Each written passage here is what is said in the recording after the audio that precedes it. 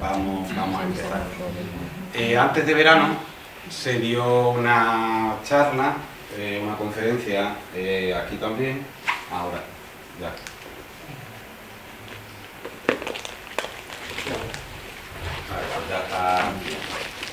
Ya están solucionados los problemas técnicos del directo.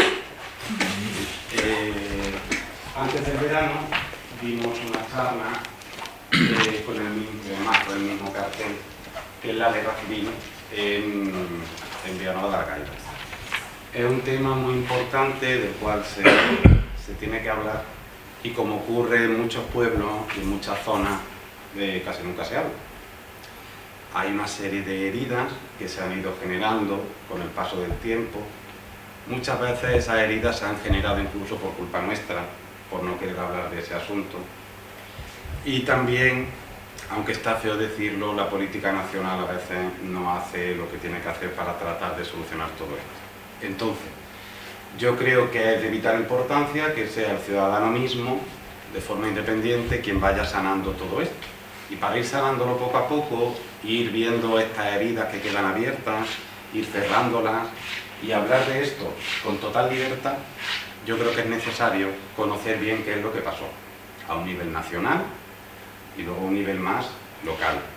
Evidentemente todo el mundo tiene su ideología política, eso es sano, es bueno que se tenga cada uno una ideología política, y evidentemente la guerra civil pues, fue un desastre, fue un caos, fue una lucha fratricida que lo llaman, una lucha entre hermanos, realmente fue así. Tuvo unas causas, que ahora hablaremos un poquito de eso también, tuvo unas consecuencias, pero una guerra no deja de ser un hecho en el cual, a la hora de la verdad, todo el mundo pierde, de una manera u otra, ¿no? Ocurrió lo mismo en la Primera Guerra Mundial, ocurrió lo mismo en la Segunda Guerra Mundial, en todas las guerras civiles ocurre algo parecido, porque España a veces tenemos la sensación como que España es un país donde ocurren cosas únicas, y no es así. En muchos países ha habido guerras civiles, en muchos países ha habido dictaduras, en muchos países ha habido dictaduras fascistas. Además, la dictadura de Franco apareció en un momento de auge del fascismo en Europa. No es que en España fuéramos los únicos que de repente aparece aquí un dictador. Estaba Mussolini, estaba Hitler, en España apareció Salazar también. Entonces, es algo que, bueno, pues digamos que se contagia en el devenir social y ocurre. Lo que sí es importante, ya lo avisé en la charla anterior, que fue, como digo, antes del verano, para ver estas cosas con total neutralidad, la ideología política que cada uno tenga hay que dejarla un poco guardada, ¿no? Fuera del ayuntamiento, bueno, fuera de las puertas, fuera del ayuntamiento, para los que nos vean en casa, ya que se va a grabar igual. Para ver esto hay que dejarlo un poco todo apartado y ver la realidad que ocurrió en ese momento. Porque si se comete un error muy importante en la historia, es juzgarla con los ojos del momento. Entonces tú tienes que juzgar siempre los hechos históricos en ese momento claro. Uno no puede juzgar la guerra civil con los ojos de una persona del 2024, porque entonces es un desastre. Lo hicieron tan mal uno como otro. Entonces hay que verlo en el momento, porque evidentemente la guerra civil no estalla un día porque sí. No es que un día las tropas se rebelaran y estallara porque se aburrían. Es decir, ahí ocurrió algo, igual que la Segunda República. La Segunda República no se establece porque un día los republicanos toman el poder. Eso se establece porque hay unas consecuencias durante el periodo de la Restauración, que se va degradando todo aquello y ocurre lo que ocurre. Entonces vamos a ver eso muy despacio, bueno, al revés, muy rápido a un nivel general, y luego nos vamos a centrar en cómo era Algaidas durante la Segunda República y qué ocurrió en Algaidas cuando entraron los nacionales y cómo se estableció el gobierno franquista, o el gobierno ya franquista aquí en el pueblo. Cualquier pregunta que queráis hacer, hombre, si es algo muy urgente, pues si me interrumpís no pasa nada. siempre estamos abiertos al debate. Pero sí que es verdad que es mejor que el debate o la charla la dejemos para el final, para no... porque yo no tengo papel, tengo aquí unos papeles, pero como me interrumpí, a lo mejor luego me cuesta mucho conectar otra vez. Pero bueno, que si es algo muy urgente, pues entonces sí, claro. Esta foto yo siempre la pongo cuando hablo de algo de Algaidas porque me gusta mucho. Es la última foto cuando el convento estaba más o menos en pie. ¿Vale? Esto es, a grosso modo, lo que vamos a ver hoy, que fue lo mismo que se dio en la otra charla. Es decir, esta charla es simplemente una repetición de la primera, porque se me pidió volverla a dar, me parece un tema muy interesante, entonces la volvemos a retomar. ¿Qué se va a ver? Lo que sabéis. La Segunda República en España, luego la Segunda República en Villanueva de Algaida, la Guerra Civil, entiéndase de cómo empieza la Guerra Civil en España, luego la toma por las tropas nacionales del pueblo, los cambios inmediatos que hubo en ese primer momento y luego la represión. ¿Vale? La Segunda República en España. Bueno, pues este señor que vemos aquí es el abuelo del actual rey, Alfonso XIII. Él reina en un periodo muy largo de tiempo, de 1886 hasta 1931. Él nace ya rey. Él cuando ya nace, ya es rey. Él nunca fue príncipe de Asturias. ¿Qué pasa? En el año 1923, el sistema de la restauración, que es el sistema en el que él reina, heredado de su padre, Alfonso XII, era un sistema que estaba ya en clara decadencia. Y como siempre que algo está en clara decadencia, surcan fuerzas que lo único que hacen es ponerlo todo peor. Y aparece un señor que es Miguel Primo de Rivera. Miguel Primo de Rivera, un militar que, si no con el apoyo del rey, sí con el beneplácito del rey, establece una dictadura en 1923. Una dictadura militar que la historiografía ha tendido a llamar la dicta blanda, pero bueno, una dictadura militar. Al fin de esa dictadura militar se producen unas elecciones municipales el domingo 12 de abril de 1931. ¿Qué ocurre en esas elecciones municipales? ¿Quién gana?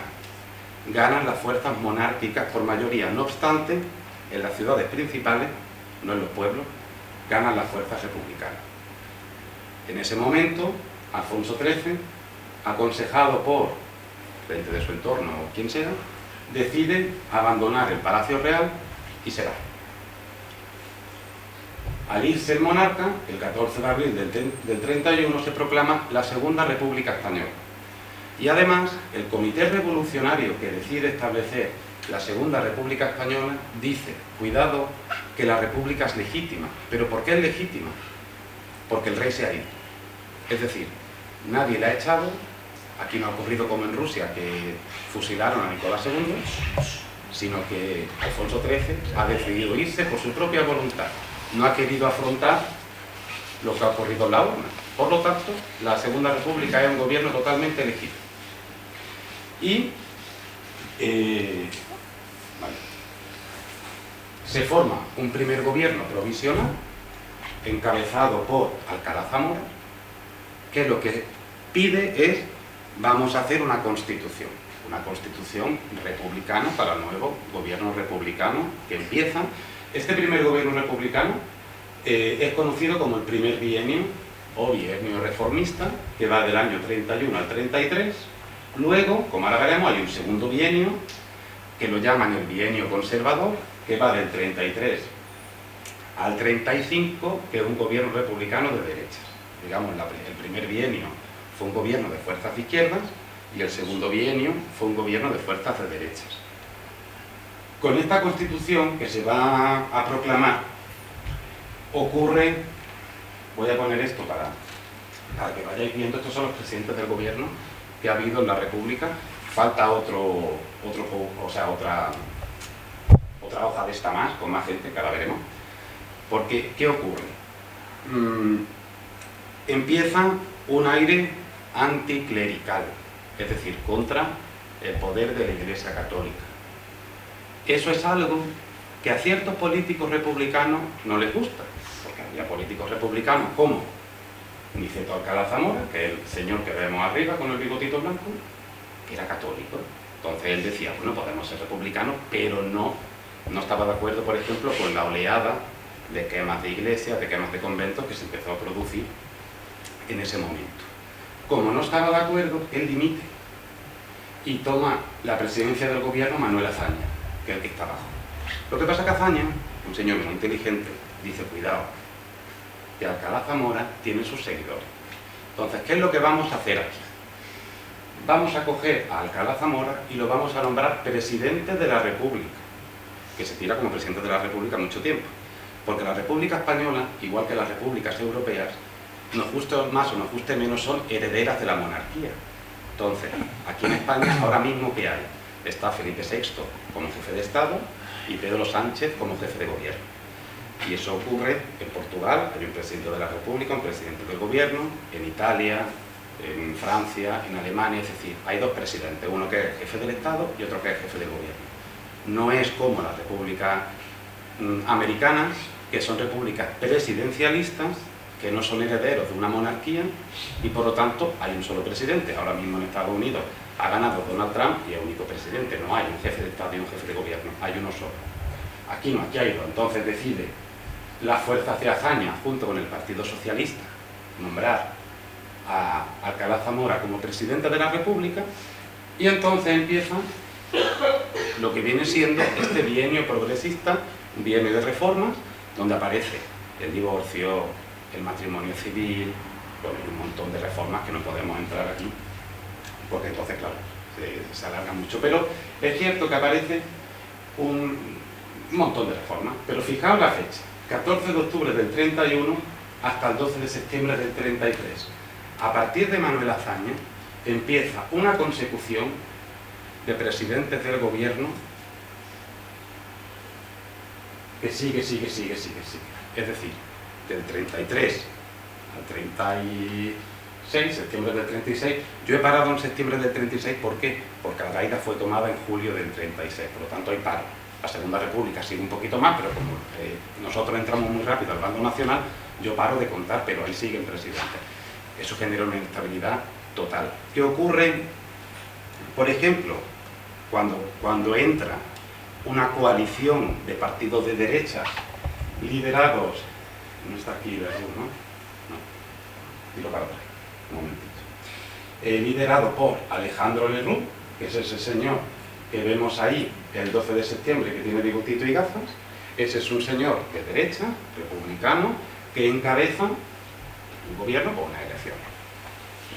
Y ahí, claro, pues empieza una lucha soterrada. Ocurre la famosa Revolución de Octubre de Asturias del año 34, que es detenida por un general, que sabéis cómo se llama, Francisco Franco.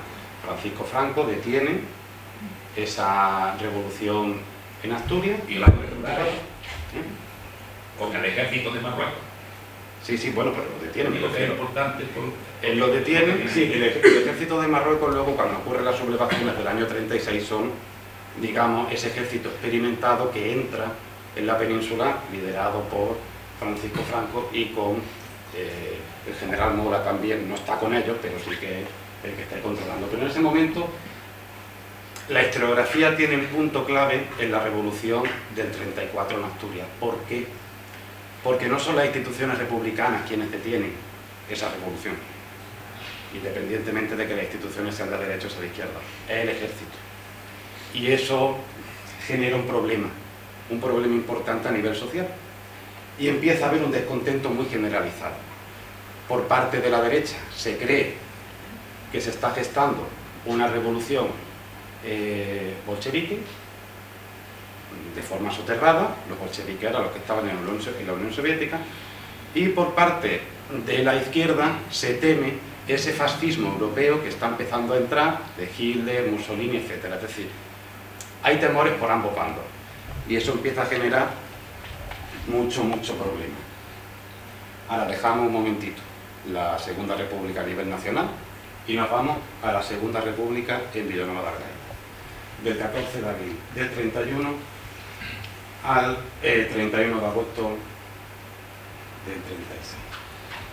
¿Cómo se vivió, en Villanueva de Algaida la Segunda República? El 16 de abril, recordad que las elecciones fueron los días antes, se reúne el ayuntamiento para la elección del gobierno local provisional. ¿Cómo eran las elecciones en aquel momento? No es como ahora. En aquel momento lo que la gente elegía, a nivel local me refiero, era a los concejales, y eran los concejales en reunión, o sea, en sesión, quienes elegían, entre ellos al alcalde, entre los concejales que habían ganado, o sea, que habían sido votados. En el primer gobierno local provisional de la República, de la Segunda República, en Villanueva de Algaida, tenemos como alcalde presidente a Juan Muñoz Jurado, como primer teniente alcalde a Juan Antonio Luque Jurado, como segundo teniente alcalde a José Luque Sánchez, tercer teniente alcalde Francisco Páez Núñez y síndico Diego Ruiz Casado. Y el 5 de julio del 31, el primer gobierno eminentemente republicano. ¿Por qué digo eso? Porque este gobierno que vemos aquí al principio, del 16 de abril, es un gobierno provisional, no es un gobierno local, hasta que no se tuviera muy claro que iba a pasar a un nivel más nacional. Y aquí vemos otra vez la lista de alcalde presidente, primer teniente, segundo teniente, tercero, procurador, síndico, y luego ya una lista de 10 concejales. Yo imagino que muchos apellidos de aquí os sonarán, a lo mejor son antepasados vuestros también. Esto es, pues, el primer gobierno republicano. Aquí veis las firmas. Estas son las firmas del primer gobierno republicano. Bueno, del primer gobierno republicano no, de los concejales elegidos en el primer gobierno republicano. Toda esta información, toda esta documentación, no me la invento yo. Aparece en los documentos oficiales del ayuntamiento, que están custodiados en el archivo histórico local que tenemos aquí abajo. Vale. Ahora, aquí tenemos, lo que veis aquí, toda la lista de alcaldes durante la República, del año 31 a agosto del 36. Y ahí está Juan Muñoz Jurado, que lo hemos visto antes, Francisco Carrera Venegas, Pedro Porras Luque, Juan Carrillo Quintana, Antonio Gómez Aranda y Soto, Antonio Artacho Ropero, Francisco Carrillo Ruiz, Pedro Porras Luque, que lo hemos visto arriba también, y Juan Sánchez Casado. Como veis, para 6 años, 5 años, más o menos, muchísimos alcaldes. ¿Qué implica eso? Inestabilidad política. Hay mucha inestabilidad política, por eso ahí hay ese papilurrillo de alcalde. Y como siempre ocurre cuando entra un régimen, o sea, cuando hay un cambio de régimen, ¿qué hay? Pues cambio de calles. Las calles que veis a vuestro lado izquierdo son las calles como se llamaban en aquel momento cuando estaba Alfonso XIII. Las que aparecen al lado derecho son cómo se cambian las calles en época de la Segunda República. Entonces tenemos la calle Padilla Villa, que pasa a ser Pablo Iglesias, el fundador del PSOE, calle Manzano pasa a ser Fermín Galán, la de Manuel Ropero a García Hernández, Diego Zapatero, General Torrijos, la carretera a Marcelino Domingo y calle Luis Armiñán, calle 14 de abril. Curiosamente, en la calle Luis Armiñán, que no sé muy bien cómo se llama, la calle es ahora, es la calle donde está calle Málaga, ¿no? Se conserva la placa de calle Luis Armiñán y no se conserva la placa de calle 14 de abril. O a lo mejor sí, ya está tapada entre un montón de cal, o alguien la tiene guardada, o si alguien la tiene guardada sería interesante que la sacara y que la pudiéramos hacer con ella. Pero bueno, esos son los nombres de calle. Y los acontecimientos que ocurren aquí en Algaida durante la Segunda República, ¿qué es? Se solicita un teléfono público. Si uno mira las actas municipales, están constantemente pidiendo un teléfono público, porque no había. Había muchísima gente, ahora veremos la cantidad de habitantes que tenía Algaida, y no había una cabina de teléfono, un teléfono público, que es lo que pedimos. Se crea la primera biblioteca municipal. Hasta ese momento había bibliotecas, pero eran bibliotecas que pertenecían a las escuelas, porque había varias escuelas, la Rincona, la Atalaya, tal, tenían sus pequeñas bibliotecas, pero eran bibliotecas escolares, no eran bibliotecas municipales. Entonces se crea la primera biblioteca, aparece, que ahora lo veremos, que eso a mí me parece bonito, la primera manifestación de la mujer. La primera manifestación de mujeres en el pueblo se produce durante la Segunda República. Y ahora hablaremos del por qué se produce esa revolución femenina. Bueno, femenina, de las mujeres algaeras. Aparece el primer comité de Unión Republicana, la creación de la primera escuela mixta, porque hasta ese momento era una escuela separada en sexo, de chicos y chicas. Luego también, luego hubo también escuelas de separadas, ¿no? Pero aquí se crea una escuela mixta solamente, que es la única del pueblo donde había de los dos sexos, y la biblioteca de la parrilla, que era algo que estaban solicitando mucho los distintos docentes de la parrilla, de tener una escuela escolar. A ver si pasa. Vale. Número de habitantes en 1934. Como veis, el total de habitantes en aquel momento en el pueblo eran 6.369 habitantes. ¿Vale? Más claro, así. En La Rincona, es decir, donde nos encontramos, había 2.057. En el barrio del Albaicín, 304. En el Banco del Agua, 153. Luego, hay algo que llaman en la documentación casas diseminadas por estos barrios. O sea, Rincón, Albaicín y Barranco del Agua, que son casas desperdigadas que hay por la montaña. 800 habitantes en todas esas casas desperdigadas. Barrios de la Atalaya y La Solana, 1150. Barrios de la Parrilla, 399. Zamarra, pone Zamarra, pero es Zamarra, 59 habitantes. Y lo mismo, fijaos la cantidad de habitantes que había en casas diseminadas entre la Atalaya, la Parrilla, Zamarra y La Solana, 1447 habitantes. Y eso da un total de 6.369 habitantes. Censados en la Villanueva de Algaida republicana del año 34. ¿Vale? Y aparecen también la primera escuela de asilo. La escuela de asilo fue algo que don Nemesio, que es un párroco que hablaremos también ahora porque fue fusilado, quiere crear para 20 niños huérfanos, bueno, no para 20, sino que entran 20 niños huérfanos. Quiere crear porque aquí había muchos niños huérfanos, que había una mendicidad importante en el pueblo también, y de estos niños, pues entonces el padre Nemesio lo que quiere crear esa escuela, se crea y entran ahí los 20 niños huérfanos. Luego quiere crear el sacerdote un pabellón para albergar a los huérfanos, vagabundos, ancianos y mendigos que estén solos. ¿Por qué? Porque había muchos, ¿vale? En el pueblo había había muchísima, no quiero decir mendicidad, pero sí pobreza. Había algo en aquel momento que se llamaba pobres de solemnidad. El pobre de solemnidad era aquella persona que legalmente tenía derecho a sanidad gratuita, de aquella manera, es decir, lo pagaba el ayuntamiento, pero tenía derecho a sanidad gratuita porque era pobre.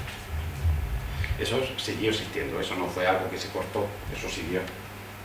Y el sempiterno problema del agua, porque ahora parece que estamos bien con el agua en el pueblo, pero el agua en el pueblo ha tenido una cantidad de problemas tremendo. Primero porque, claro, como no había una canalización de agua en las casas, tú no tenías un grifito que abrías y fregabas los platos, te duchabas en tu casa, sino que había fuentes públicas que utilizaba todo el mundo, fuentes públicas que se rompían constantemente, que había que estar arreglando constantemente, y mucha gente que también pues aprovechaba y decía, bueno, rompo por aquí la tubería, conecto una tubería aquí y la meto. Entonces, claro, las cosillas que había. Entonces hay un problemón porque hubo un momento aquí en el pueblo, en el año 34, que se cruzó aguas fecales con agua normal en la tubería, se mezcló por estas cosas que he dicho, de rompo por aquí, meto por aquí esta tubería para que venga el agua a mi vecino, a mí aquí, se mezcla agua y crea un gigantesco problema de una epidemia importante que hubo en el pueblo. No se detectó el culpable o los culpables, ¿vale? Y el gran problema del pueblo, el paro. Fijaos si era un problema tan grande que esto es prensa. Es decir, Algaida en aquel momento aparece en prensa, el primer anuncio, por ejemplo, los obreros de Villanueva de Algaida, Málaga, han presentado el alcaldía un oficio anunciando para el día 15 del actual el planteamiento de la huelga general. El motivo de la huelga es el no haber contestado los patronos a las peticiones de mejora formuladas por los obreros. Hoy en día estamos muy acostumbrados, no tanto, pero bueno, estamos acostumbrados a huelga general. o huelgas. Hoy en día pues estamos acostumbrados a eso, se hacen, se anima desde los distintos sindicatos a que se hagan huelgas, bueno, eso está bien. En este momento pues no estábamos tan acostumbrados o no estaban tan acostumbrados a una huelga. Entonces, el hecho de huelga general daba muchísimo miedo, porque se paralizaba la economía del pueblo en un santiamén. Entonces eso daba un miedo espantoso y se amenazó con huelga general. Y aquí, esta noticia de aquí, en el pueblo de Villanueva de Algairas, un grupo de mujeres, que es la primera manifestación que os he comentado antes, recorrió diversas calles de la población en actitud violenta. Hay que tener en cuenta que esto está escrito por el poder establecido también, ¿vale? Ahora explico lo que pasa. Para obligar a las criadas a abandonar el servicio doméstico. Acudió la Guardia Civil para disolverlas. Pero las mujeres se encontraron con el apoyo de unos 150 hombres que recibieron hostilmente a la Guardia Civil. Pero esta logró disolver a los manifestantes sin apelar a procedimientos de violencia. Eso ocurre el 22 de noviembre de 1931 y lo dice La Voz de Cantabria. O sea que esto sale en Cantabria, sale más prensa, pero me pareció curioso que apareciera en un periódico de Cantabria. ¿Qué ocurre aquí? Aquí en el pueblo normalmente la mujer en aquel momento trabajaba en labores de campo, ¿no? Más allá de los sempiternos trabajos de ama de casa a los cuales había estado sometida durante muchísimo tiempo también, y más allá del campo, ¿qué otra faceta laboral podía tener la mujer? El servicio doméstico, ¿vale? Por eso dice a las criadas. ¿Por qué? Porque, como ocurre normalmente hoy en día también, en este momento, por supuesto, tenemos que pensar que existía una legalidad, igual que en época de Alfonso XIII, igual que en época de más para atrás, una legalidad de unos contratos, unos impuestos, es decir, eso que tenemos hoy en día, que se pagan, se contrata a alguien y todo eso, que eso existía en esta época también y anterior. Y como sigue ocurriendo hoy en día, por desgracia, mucha gente que sigue trabajando en este tipo de labores de limpieza de casa y tal, no tienen contrato, no tienen la seguridad oportuna que dice la ley, pues aquí pasaba igual. Entonces, a las criadas, como dicen ahí, que es un término muy despectivo, pero que se usaba en aquel momento, las criadas no tenían unas condiciones laborales idóneas, no cobraban normalmente, hay a veces que ni siquiera cobraban dinero, sino que se les pagaba comida, o bueno, como mucho que tienes un hijo porque eres madre soltera, pues te quedas a vivir en mi casa, te damos de comer y tú te pones a limpiar y que no te pagan nadie. Entonces, claro, eso llegó un momento que estallan y las mujeres de Villanueva de Algaida, no quiero decir todas, ¿no? Pero muy importante, las mujeres de Villanueva de Algaida toman las calles y forman una huelga. Una huelga en la cual los hombres, 150 hombres, como dice ahí, que es cierto, se reúnen luego más tarde, apoyando lo que las mujeres algaideñas están diciendo. Y es que no hay unas buenas condiciones laborales para las criadas. Y todo, sí que es verdad que hubo un momento de actitud violenta, que es lo que dicen ellos, y es porque hubo una criada en una casa que no quiso salir a manifestarse. ¿El por qué? Pues no lo sé, pero no quiso salir. Y entonces hubo, pues lo que ocurre en muchas veces, un grupo de mujeres que se lanzó a tirar piedras contra las ventanas de esa casa, el dueño de la casa llamó a la Guardia Civil y se dio. Y fue lo que dice ya más abajo, de que llega la Guardia Civil, los hombres se meten por medio y se forma un poco, pues todo el cipostio. Eso pasó. Y eso pasó en una casa de esta calle, ¿vale? De esta calle del ayuntamiento, pues en esta calle, en una casa un poquito más para arriba, pues fue donde ocurrió eso. Bueno, en el año 32, el alcalde de Villanueva de Algaida comunica que cada día es mayor el número de obreros parados en aquel término municipal. Eso aparece en El Sol, y El Sol es un periódico con una tendencia de derecha, o sea que ya está diciendo eso El Sol en el año 32, y el Heraldo de Madrid, en no pocos pueblos se detienen a los directivos sin haber huelga. Por ejemplo, en Villanueva de Algaida, en Málaga, donde encerraron a los 4 compañeros que llevaron el oficio de huelga a la alcaldía. Igual que hoy en día, tú para hacer una huelga tienes que pedir unos permisos y tienes que informarlo, en aquel momento igual. Lo que pasa es que en aquel momento todo estaba mucho más centralizado en los ayuntamientos. Los ayuntamientos eran quienes pagaban a los médicos, a los farmacéuticos, a los maestros del pueblo, y que no utilizaba la huelga. Entonces, claro, tú tenías que poner al alcalde para que el alcalde te autorizara la huelga. El alcalde que teníamos en el año 34 dijo que era nadie de la China, y entonces, pues, también se vio. Esto es para que veáis cómo estaba Algaida en la época de la Segunda República. Hay que tener también en cuenta que Algaida como pueblo, igual que pasó en casi todos los pueblos, en las elecciones de abril del año 31 ganaron las fuerzas monárquicas aquí en el pueblo, ¿vale? Ganaron las fuerzas republicanas, como he dicho antes, en las grandes ciudades, en la mayoría de los pueblos ganaron las fuerzas monárquicas y aquí ganaron las fuerzas monárquicas también. Lo que pasa es que sí que es verdad que, bueno, eso ahora vamos a eso. Y ahora vamos al momento de la guerra civil, ¿vale? Bueno, el inicio de la guerra se produce, pues como todos sabemos, por el alzamiento militar. Las tropas que están abajo, en el protectorado español que tenemos abajo, desde Toán a Melilla, se alzan. Franco, que por ejemplo estaba en las Canarias, que sabía más o menos lo que iba a pasar, me hizo mucha gracia porque una vez yo como historiador he tocado muchos archivos y he tocado el archivo de la Fundación Francisco Franco también. Y entonces allí están algunos telegramas, algunas cartas de Francisco Franco previos al estallido de la guerra, y hay un telegrama donde dice algo así: como mando a mi mujer, a mi hija y a no sé quién más en un barco para que se vaya a Francia y yo voy a coger un avión y me voy a la pesca. O sea que él ya había algo preparado ahí. También está allí, por ejemplo, en la Fundación Francisco Franco, algo que me parece muy interesante, que es la correspondencia entre él y el general Mola. Eso está allí. Y bueno, pues hablan un poco de la estrategia, etcétera, etcétera. Jonathan, una cosa. El avión que lleva Franco ya estaba contratado y lo pagan quien lo paga. Sí, sí, sí. Más, etcétera. O sea, que lo que se dice de ese tema es que Franco siempre fue a verla venir. Sí, sí, sí. ¿Por qué sí. manda a la mujer a Francia? Efectivamente. La manda por si acaso fracasa el levantamiento. Claro, sí, sí. Estaba explicado totalmente. Eso ya Lo que estaba. pasa que fue siempre como fue. Claro, eso estaba Y por totalmente. eso llegó donde llegó. Estaba totalmente. Todo, como he dicho antes, había una tensión importante en la Segunda República de una forma más soterrada. Había muchas peleas, había muchas rebeliones, había muchas huelgas, o sea, estaba un poco el estallido. Hay un historiador que dice olía a guerra civil, y es verdad. Tiempo antes, meses antes de que ocurriera esto, ya olía de que había una tensión ahí, que esto, como no se solucionaba de alguna manera, mal iba a estallar. Y al final mal estalló. Y como muy bien dice, pues todo estaba más o menos preparado, si no, Franco no hubiera mandado a su familia fuera. Es más, él, bueno, hay correspondencia incluso con el general Mola,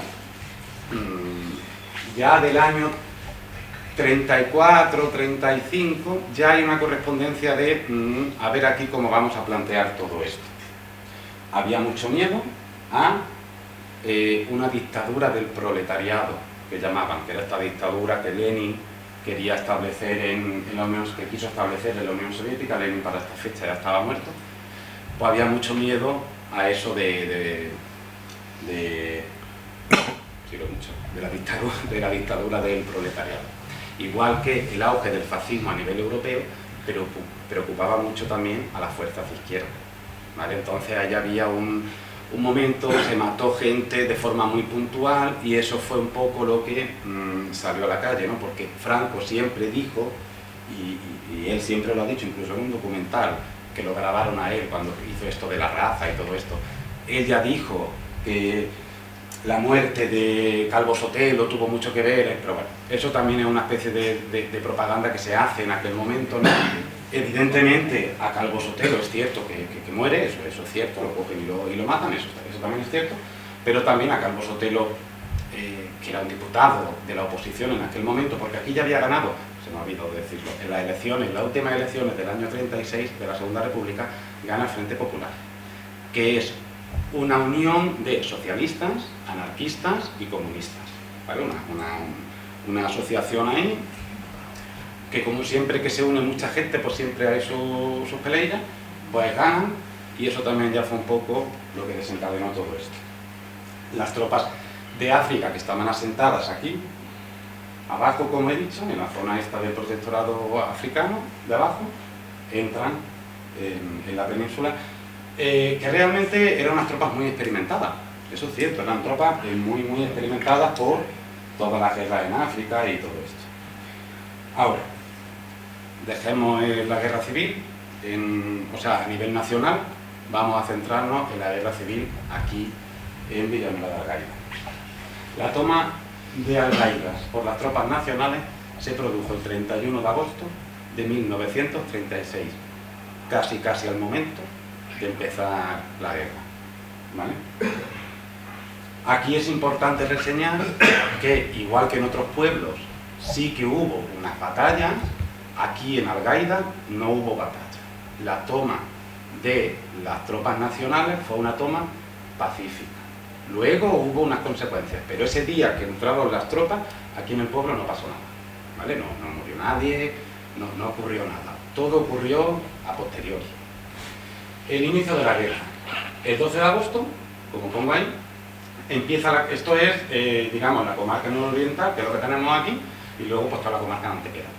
Entonces, el 12 de agosto empieza la campaña en la zona de Antequera, toman Fuente Piedra, que está arriba, Humilladero y Mollina. Ahí sí que hay batalla, ¿vale? Entonces ya tienen Antequera y esa zona de allí. Y ahí se establece en Antequera, digamos, la sede del laureado, como lo llamaba el laureado general Valera. Ahora veremos quién es este señor. El 15 de agosto cruzan la frontera archidonesa y toman Archidona, se toma Alameda, el 19 de agosto, el 30 de agosto toman Tapia y el 31 de agosto toman Villanueva de Algaida, ¿vale? Hay un diario que narra pues cómo se va tomando toda esta zona de aquí. Y entonces dice el diario que cuando este señor que vemos aquí es José Enrique Valera, el laureado, entre comillas, pero así lo llamaban, ¿no? El laureado general Valera, es quien toma el pueblo. Este señor estuvo aquí tomando el pueblo, y cae el gobierno local republicano, que ahora veremos quiénes componían el gobierno local republicano y quiénes componían el gobierno provisional de este nuevo régimen que iba a empezar, que tampoco tenemos muy claro qué es lo que iba a empezar ahí. El diario este que narra cómo se va tomando parte de la provincia de Málaga, lo deja muy claro, es cierto, es un diario escrito por la parte falangista, pero lo deja claro. Cuando se toma Villanueva de Algaida, no hay batalla. ¿Por qué no hay batalla? Dice porque bueno, como está siendo grabado no voy a decir la palabra que dice, pero bueno, los republicanos, los líderes republicanos de Algaida habían huido. Eso dice el diario. Entonces, como habían huido, evidentemente aquí no hay batalla, ¿vale? Esto es una fotografía que tomé prestada del Facebook. Hubo gente ahí que decía, ¿será cuando entraron las tropas nacionales en el pueblo? Yo no lo sé. No tiene pinta, pero yo no lo sé. Pero como me parece una foto muy bonita de ver, pues yo la he puesto, ¿vale? No tiene pinta, porque ¿reconocéis la calle? No hay ninguno con el brazo en alto. No. Reconozco que no fuera. ¿Reconocéis la calle? Ahora, esta es el acta del gobierno local, es decir, del ayuntamiento, de cuando se toma Villanueva de Algaida. Voy a intentar leerlo a ver. En Villanueva de Algaidas, a 31 de agosto de 1936, siendo las 19 y habiendo sido tomado este pueblo por los... Es que no veo bien.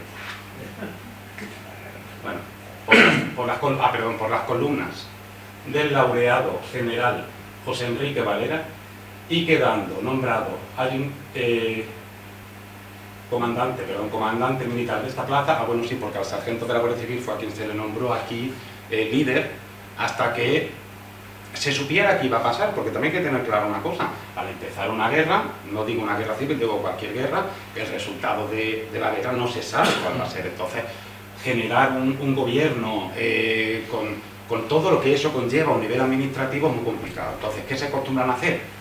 Un gobierno provisional, una comisión revolucionaria, una comisión gubernamental, llámesele como se le quiera llamar, pero es un gobierno provisional. Entonces, lo que se establece aquí es al sargento de la Guardia Civil, en este puesto, que es Justo Tamayo Díaz, ¿vale?, que es a quien se le nombra alcalde, por así decirlo, jefe más que alcalde, y bueno, y ahí se establece un gobierno, que es este que vemos aquí, ¿vale? Se llama comisión gestora. ¿Veis? Allá abajo, bueno, lo he puesto ahí. Pero aquí lo llamaron, como veis abajo, nombramiento de comisión gestora del ayuntamiento. Es como se nombró al gobierno local del pueblo. A ver si pasa. Ahora.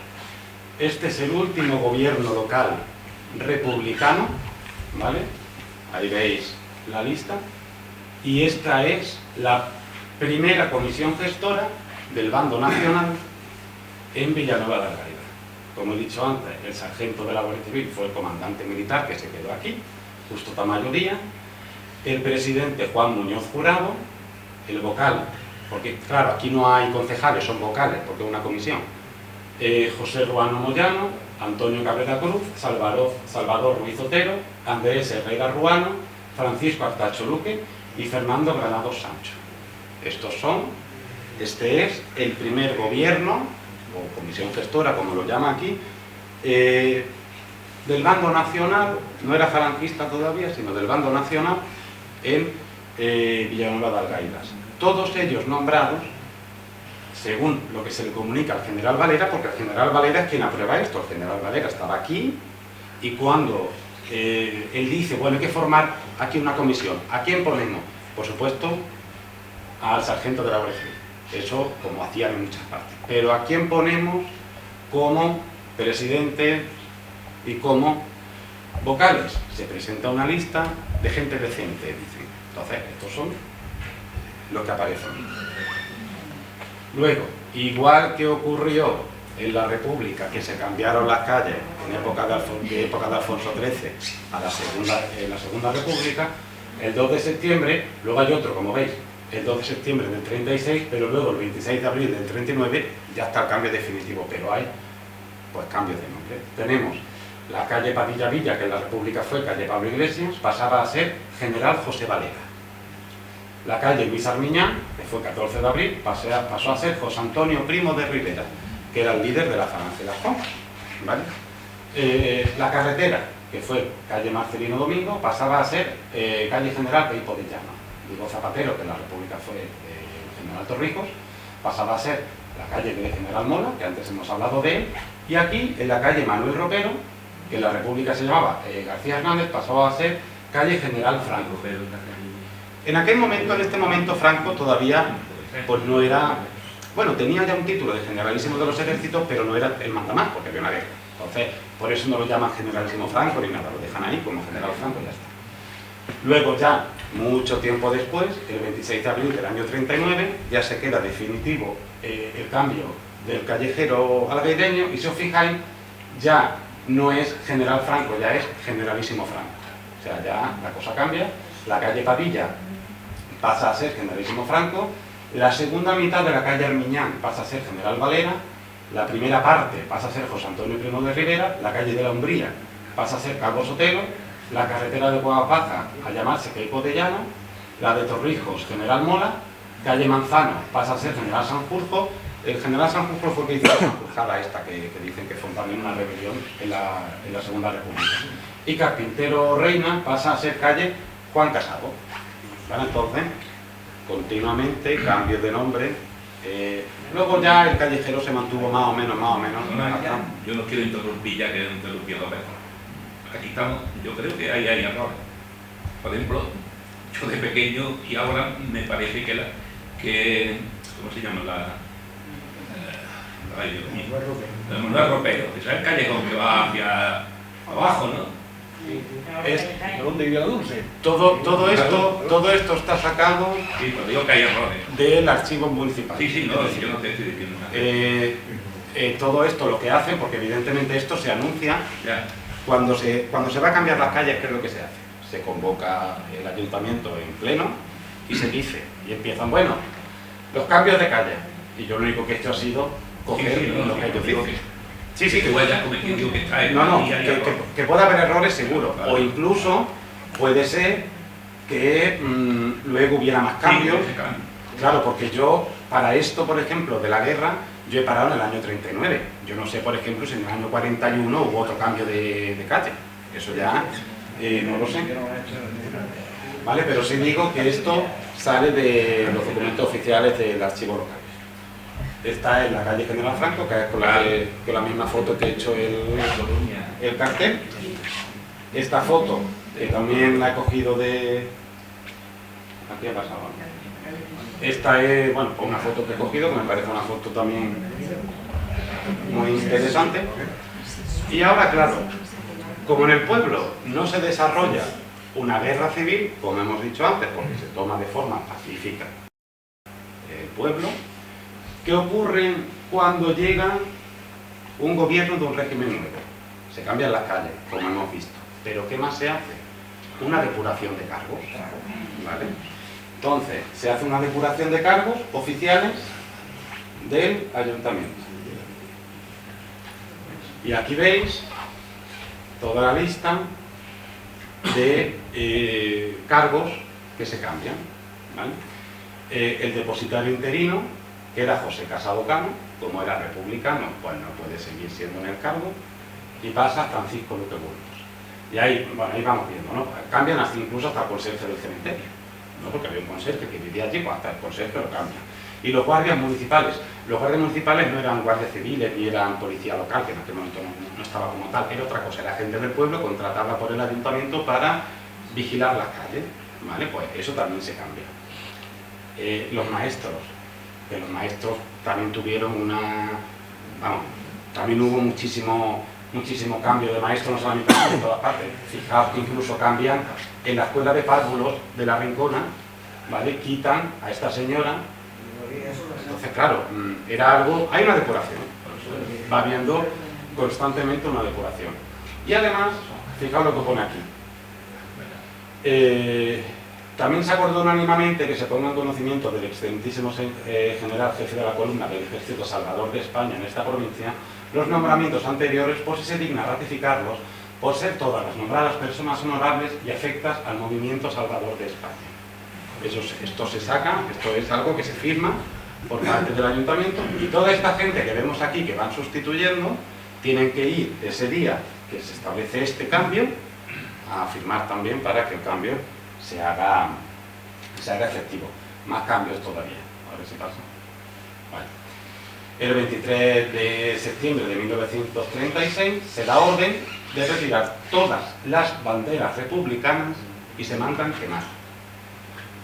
Se solicitan banderas nacionales para el ayuntamiento, las escuelas, el cartel de la Guardia Civil, y se ordena la colocación de precios al público. ¿Eso qué significa los precios al público? Estamos en guerra, una economía mala. Entonces, ¿qué se hace? Se da orden a todas las tiendas del pueblo de vuestros precios tienen que estar fuera, que todo el mundo los vea y no podéis cambiar. O sea, si fuera pone, no sé, que un tomate vale una peseta, luego dentro no podéis cobrar dos, ¿vale? O sea, los precios son públicos para que todo el mundo vea lo que estáis cobrando. ¿Qué hizo eso? Pues que los precios bajaron muchísimo, pero bajaron muchísimo porque, claro, esto es de lógica, también matemática. Si yo pongo aquí mi letrerito en mi tienda que vale 2 pesetas, en aquella tienda no va a poner 4 pesetas, porque los míos son 2 y además lo estoy poniendo fuera para que todo el mundo lo vea. ¿Qué hace esa persona? Baja también los precios, ¿vale? Eso fue un mecanismo que se hizo no solamente aquí, se hizo no en todos los pueblos de España, pero en muchísimos. El 30 de septiembre lo que se dice por el ayuntamiento es: todo el mundo que tenga propaganda subversiva, todo el mundo que tenga propaganda comunista, republicana, socialista, de izquierdas, la tiene que entregar y no se le va a castigar. Es decir, tú entrégala, que en un primer momento además se deja claro, si la entregas ahora no te va a pasar nada, como luego nos enteremos de que la tienes, entonces sí, ¿vale? Evidentemente no le pasó nada. Bueno, yo no sé ahora si a exactamente todo el mundo le pasó algo, pero es cierto que no hubo represalias. Se ve en las actas como sí que se comunica: fulanito de tal ha entregado una foto de Karl Marx, fulanito de tal ha entregado una bandera. ¿Les pasó algo? ¿Los fusilaron? ¿Los castigaron? No, no les pasó nada. No obstante, estaban siendo señalados. Cuidado, no de forma pública, porque tampoco se hacía público. No salía el alcalde a voz en el balcón diciendo fulanito de tal ha entregado una bandera republicana. No, pero el ayuntamiento sí que tuvo un registro de todo el mundo que entregó propaganda subversiva. Otros tantos, ¿las entregaron? No. ¿Se las quedaron? Tampoco. Las destruyeron. Entonces, yo digo gracioso, pero no es gracioso. Me refiero, es interesante de ver cómo en las crónicas del momento hay guardias que miran para otro lado porque por las noches ven gente salir de sus casas, se van al campo a destruir documentación, a destruir propaganda y todo esto un poco. Es más, hay aquí un guardia en el pueblo que luego más tarde es juzgado por haber permitido cierto movimiento nocturno de gente que salía de sus casas con una simple bandera republicana, con una simple propaganda de cualquier cosa de la época de la República, que la destruía en el pueblo. ¿Qué más? Bueno, sí, claro, se solicitan crucifijos y fotos de Franco, eso también. El 21, cuando digo se solicita al gobierno provincial, ¿vale? El 21 de octubre se ordena el traslado de la plaza de Abastos a la calle General Valera. El 28 de octubre se abre una suscripción pública para arreglar los tejados del convento. Curiosamente, por más que se ha dicho y se ha requete dicho, el problema de no hablar de estas cosas es la dichosa tradición oral. Una tradición oral que muchas veces embarra. Y yo he escuchado a mucha gente que me dice, el convento fue destruido durante la guerra. No. El convento no fue destruido durante la guerra. Es más, bueno, ahora veremos unos documentos oficiales que hablan de que sí que hubo un saqueo, pero no hubo una destrucción. Es decir, no bombardearon el convento, ni tiraron el tejado, ni nada. Al convento no le pasó, a la estructura conventual, por así decirlo, no le pasó nada. Lo que pasa que, bueno, había que arreglarlo porque estaba como estaba. Y el 14 de noviembre algunos vecinos denunciaron que el arrendatario de los puestos públicos y pesos y medidas, Esteban Conejo Casado, había mantenido relaciones con los partidos de izquierda, aunque no intervino en el movimiento revolucionario. Se estimó que el ayuntamiento dejase de tener contratos con él. Es decir, se hace una denuncia pública por parte de muchos vecinos de que este señor, Esteban Conejo Casado, había mantenido relaciones con los partidos republicanos, pero no había participado en ningún tipo de revolución. Entonces, ¿qué decide hacer el ayuntamiento? Bueno, tú antes de que nosotros nos estableciéramos habías tenido mucha relación con los partidos republicanos, pero la gente que te denuncia dice que no participaste en ninguna revolución. Por lo tanto, no se te va a castigar, pero ya no te vamos a contratar más. Eso es lo que hacen, ¿vale?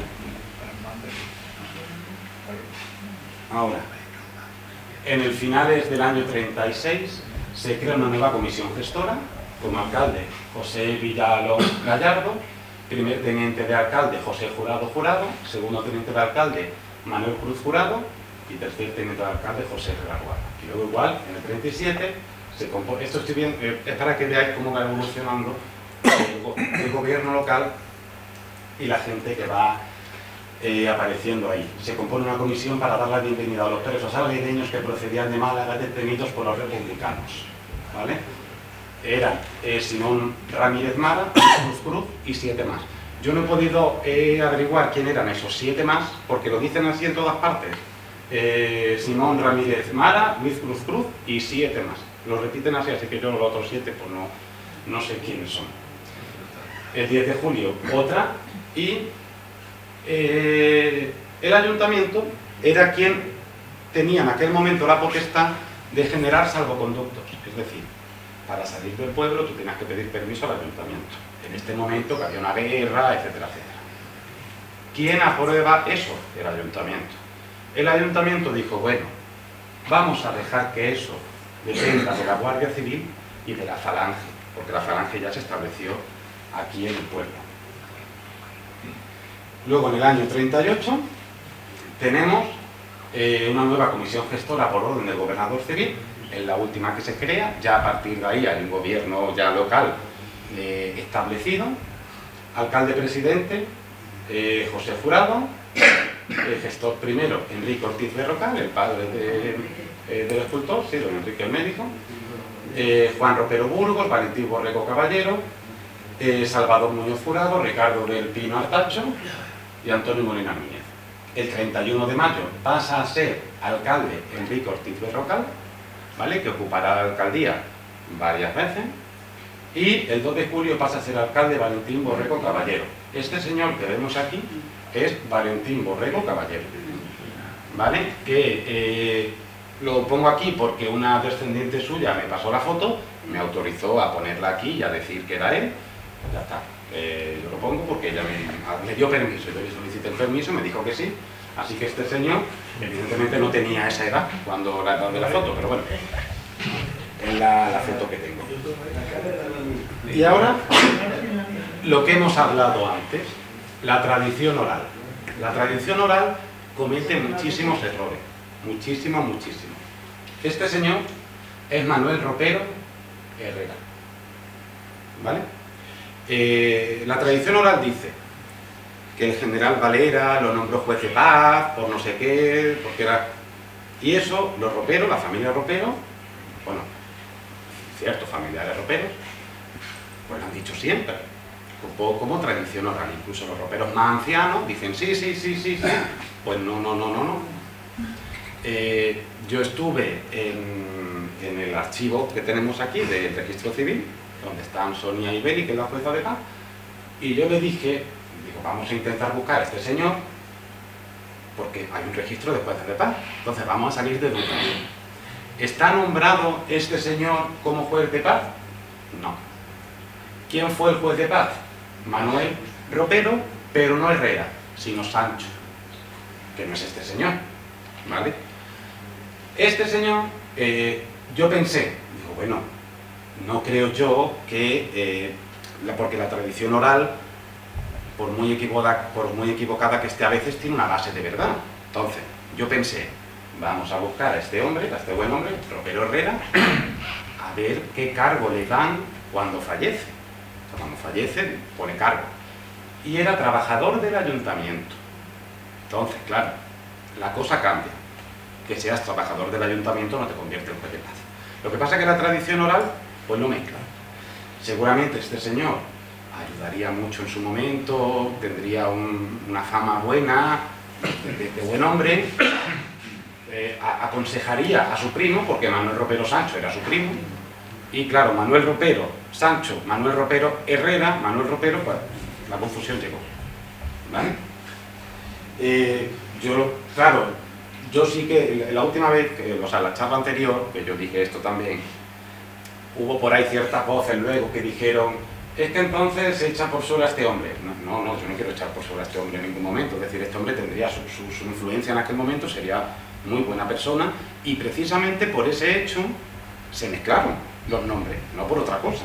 Pero el juez de paz, según el registro, y además que está su firma de su acta, de su nombramiento, es Ropero Sancho. Este hombre, Ropero Herrera, no aparece en ningún momento como juez de paz. Es más, este señor muere en el año 38. O sea, nace en 1857. Que eso yo lo busqué. Buscamos su fecha de función, con su partida de función, aparece la edad que tuvo, se le resta la edad, nace en 1857. Si el pueblo es tomado en el 36, este señor muere en el 38, poco tiempo le dio al buen hombre de actuar lo que quisiera actuar. Igualmente, está bien, no deja de ser un personaje histórico del pueblo también, por supuesto que sí. Y ahora vamos al tema más peliagudo de toda guerra, que es la represión. Por lo tanto, los fusilamientos que hubo, ¿vale?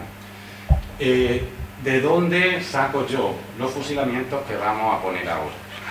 Yo me atrevo a ponerlos porque son de forma pública, ¿vale? Es decir, son fusilamientos públicos. Yo, en un intento de concordia, he tratado de poner los que fueron fusilados por el bando republicano y los que fueron fusilados por el bando nacional, ¿vale? ¿De dónde saco los datos? Documentación oficial, que ahora os enseñaré, del Archivo Provincial de Málaga y del Registro Civil, donde aparece muerto por ametralladora, muerto por herido de bala, muerto por fusilamiento. Claro, uno puede decir muerto por herido de bala, lugar, el patio de su casa. Bueno, tú puedes dudar, puedes decir, bueno, se le fue. No, yo tuve un tatarabuelo, por ejemplo, que murió en 1890 y tantos por herido de bala, pero fue porque se le fue la escopeta. Entonces, bueno, eso es una cosa. Pero claro, cuando casi toda la gente que muere por herido de bala muere en el sitio del convento, la cosa cambia mucho, ¿vale? Así que ahora vamos viendo, es gente del pueblo, ¿vale? No sé si ascendientes vuestros o no. Faltan muchos, yo sé que faltan muchos, y ahora, cuando termine de dar la charla, voy a comunicar algo que a la Asociación Histórica se le ha ocurrido, a ver qué pensáis y a ver si entre todos podemos hacer algo interesante. Esto lo he puesto aquí porque este es el sello falangista del ayuntamiento, ¿vale? Se vaya el águila. Bueno, a ver si pasa. Fusilados por la República. Habrá más, igual que por el bando nacional, habrá más. Estos son los que yo he encontrado en este momento, ¿vale? José Rama Escobedo estaba en el cortijo de Torcal trabajando, tenía 61 años y murió el 5 de agosto del 36.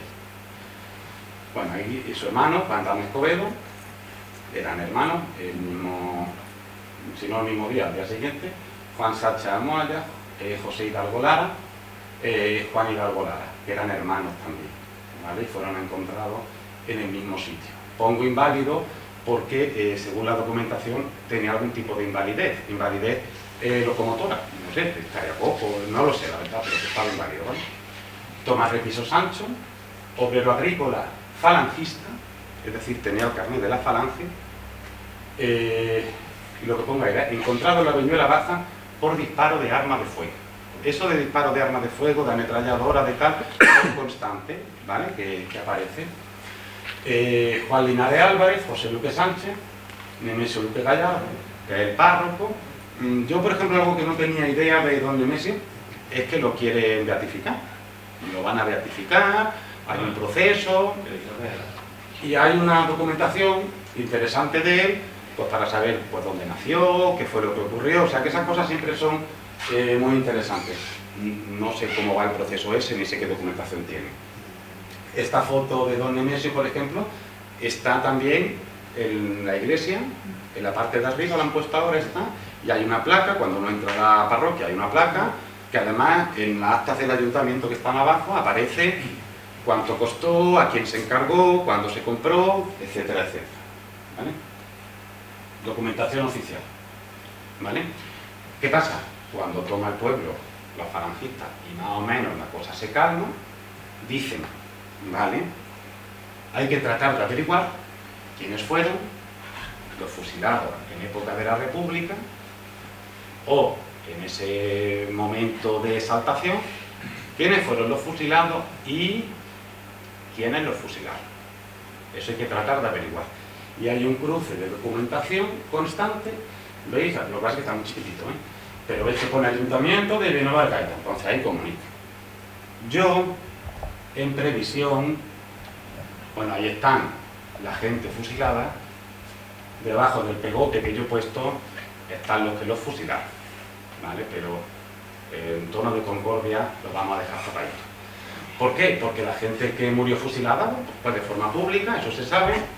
La gente que lo fusiló es otra historia y es mejor no entrar ahí, ¿no? Pero bueno, ya aparece, ¿veis? Por ejemplo, esta es documentación oficial que se mandó a los registros. Falangista. Si ponen falangista, eso sí que es porque tenía un carnet de la falange, si no, no ponen falangista. Por ejemplo, abajo que pone de derechas, eso es porque en el pueblo se sabía que este señor era de derechas, ¿vale?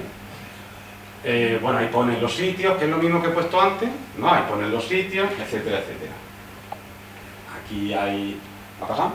Sí. Aquí hay más, ¿vale? Y aquí están, pues bueno, ahí están los asesinados, que ellos llaman asesinados en Málaga, ¿vale? Son estos primeros que veis aquí. Ahí, por ejemplo, aparece don Nemesio, que lo ponen como párroco. Y no sé, tiene que ser ahí, lo que pasa es que ahora mismo no lo veo, así ahí, ¿veis? Fue saqueado destruyendo los altares. Bueno, ahí lo que te hablan, es que claro, está como medio pixelado, no lo veo. Ahí lo que te hablan lo que he dicho yo antes, de que el convento sí fue saqueado, sí que fueron saqueados los altares, la iglesia parroquial también, que es esta que tenemos aquí, pero no fueron destruidos. ¿vale? Hubo saqueo, como ocurrió, pero tal.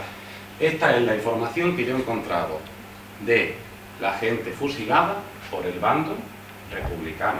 Y ahora vamos a los fusilados por el bando falangista, que ya os adelanto que son más. No están todos, ¿eh? Yo sé que falta. En la última charla, por ejemplo, bueno, perdón, la primera que di, hubo una señora que me dijo, no recuerdo si era su padre o su abuelo, también no estaba aquí, falta mucho, ¿vale? Faltan mucho, me imagino que de los zozando, eso ya no lo sé. A ver si pasa. Vale. Fusilados por el bando nacional, y ahí está la lista. Como veis, tenían claro si eran afiliados a UGT, afiliado a la Juventudes Socialistas, pertenecía al batallón de milicias de Pablo Iglesias. O sea, hay una información más o menos detallada de algunos que fueron represaliados. Luego tenemos aquí, por ejemplo, este señor, el primero que veis aquí, José Aguilar López, en la parte de la derecha, era algaireño, pero fue fusilado en Cuevas Bajas, igual que los tres más para abajo. Incluso a veces, he puesto yo ahí, lo llamaban el Lobanillo, lo llamaban el Paeleta, que era un poco como los identificaban. ¿Vale? Hay ahí unos cuantos. A ver, pasemos. Ahora. Más. Hay más, ¿veis? Lo llamaban Felipe el Bizco, lo llamaban Juan Grande. O sea, esos son los fusilados. Y luego en la fosa de San Rafael, en Málaga, que también hay una serie de algaireños que fueron fusilados. Estos son más o menos públicos. Algunos he puesto yo ahí porque sé que sí. Incluso fijaos que abajo, a partir de... Porque hasta el año 39 dice uno, bueno, va, pero a partir de ahí hay uno en el 40, uno en el 42, bueno, en el 42 hay tres, perdón, incluso Antonio Campaña Casado, de 21 años, en el año 51, ¿vale? En la fosa... Eso está allí, o sea, si vais a Málaga, esa información, los que están en la fosa de San Rafael, están en los listados, no solamente de Algaida, sino de mucha más gente que hubo allí. Luego esta es... A ver si pasamos. Estos son más, como veis, fijaos que pongo yo ahí, arma de fuego, arma de fuego, arma de fuego. El último, Antonio Granados Casado, el que veis aquí, por ráfaga de ametralladora. Si os fijáis, las fechas son muy importantes. 19 de mayo, 19 de mayo, 19 de mayo, 19 de mayo, 19 de mayo, 19 de mayo, 19 de mayo. Claro, es lo que yo he dicho antes, una herida de bala, vale, pero una herida de bala en el convento el 19 de mayo del 37, pues hombre, muy torpes tendrían que ser todos estos señores para ocurrir todo eso, ¿no? Es cierto que a veces en otros municipios, cuando uno va a los registros de defunciones para ver este tipo de información, no son tan claros. No te dicen herida de bala, te dicen otra cosa. Y ya tienes tú que tratar de ver, cuando te ponen siempre el mismo motivo, pues... Pero es verdad que, curiosamente, los registros civiles de Villanueva de Algaida sí son claros. Sí que dicen herida de bala, herida de ametralladora. Todos estos fueron en el sitio del convento, ¿vale? Y ahora, las fosas comunes. Localizadas en el pueblo, oficialmente, hay tres, ¿vale? En el puente, lo he puesto desordenado, perdón. En el puente de los Patos, ¿vale? A ver, tiro para atrás otra vez. A ver si tira para atrás. A ver. En el convento, que es eso que hay ahí, y en el cementerio. Yo en el cementerio está de forma oficial allí puesto. ¿Dónde? Yo no lo sé, ¿vale? Yo sé que esta es la del convento y la que os he enseñado antes, que la veréis otra vez porque ahora tengo que pasar para allá, es la del puente de los Patos. La del convento, si alguien sabe dónde está, yo no sé dónde está. La del convento, perdón, la del cementerio, ¿vale? Igualmente, en el registro de la memoria histórica está puesto lo del cementerio, pero no está muy claro dónde está esa fosa.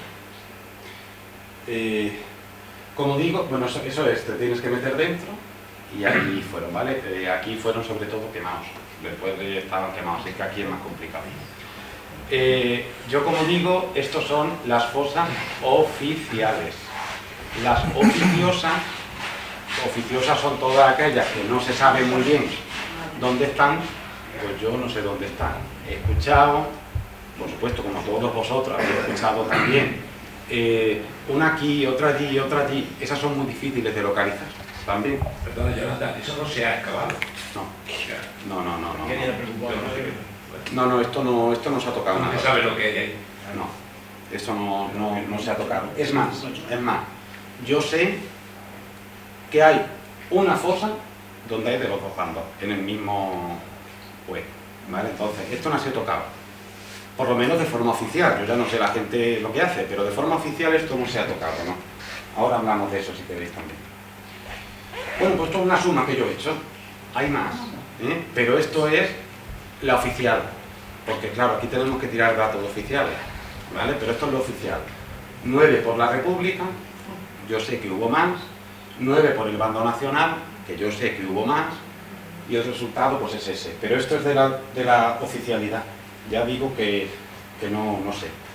Y aquí se genera un problema muy importante porque, claro, la gran mayoría, no todo, hay alguna mujer, no sé si habéis visto que alguna mujer ha salido por ahí, pero normalmente fueron hombres los fusilados. Entonces aparece el gran problema de las viudas. Hay un gran problema de las viudas porque, bueno, si tú eres viuda de una persona, hablo del contexto de ese momento, si tú eres viuda de un hombre que ha muerto en defensa de la madre patria, bueno, pues tú tienes tu pensión. Pero como sea al revés, la cosa cambia. Entonces, hubo problemas que siempre son problemas que cuestan mucho de hablar en los pueblos, de prostitución, de esta pobre viuda, de cosas de estas, aquí lo pongo. Las viudas empezaron a tener graves problemas económicos. Hubo muchas viudas que pues, no tuvieron más remedio que entrar en la prostitución, hasta que ya luego las leyes posteriores de la transición en democracia, ya esa cosa la cambió un poco, ¿vale? Yo ya con esto termino la exposición. Sí que sería muy interesante, igual que se hizo en la primera charla, que ahora yo ya que he hablado mucho, ya me he cansado de hablar, que habléis vosotros y vosotras, que comentéis, podemos debatir, podemos hablar de las cosas, podemos... No, pero que es sano. Yo creo que esto no hay problema, no pasa nada. Estamos en un marco sano de debate, por lo tanto se puede debatir. Somos ente inteligente y sabemos dónde está la línea que no se debe cruzar. Entonces, podemos hablar sin ningún problema. Y bueno, muchas gracias por escuchar la charla tan larga.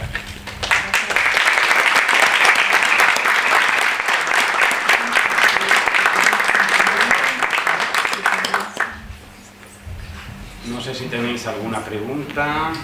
Si quieres puedes cortar, Si no están cómodos, corto. Bueno, comunica el grabador oficial que si preferís que se corte para las preguntas, pues si luego no queréis que se emita en la televisión local o por ahí, se corta, vamos, ningún problema. Ya como ustedes quieran, como decís. Ya como queráis. Yo de ti cortaría.